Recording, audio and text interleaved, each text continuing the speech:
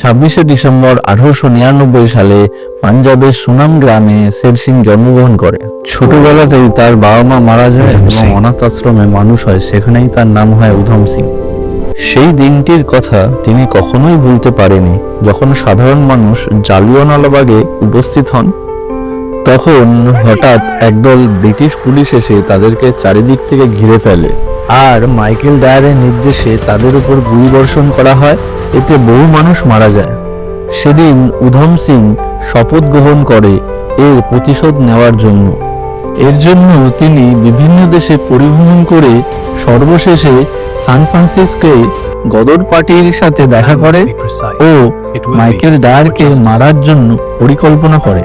13 March 1940 যখন Dier লন্ডনের Kingston হলে বক্তৃতা দিচ্ছিল, তখন উধম সিং তার বইয়ে লুকিয়ে রাখা পিস্তল দিয়ে ডায়ারকে গুলি করে। ঘটনাস্থলে ডায়ার মারা যান। উধম সিংকে যখন কাঠগড়ায় তার নাম জিজ্ঞাসা করা হয়, তখন তিনি বলেন, Ram Mohammad Singh Azad. I did it because he deserved it. I am not afraid to die. 31শে July 1940 সালে লন্ডনের পেন্টাভিল জেলে তাকে ফাঁসি দেওয়া হয়।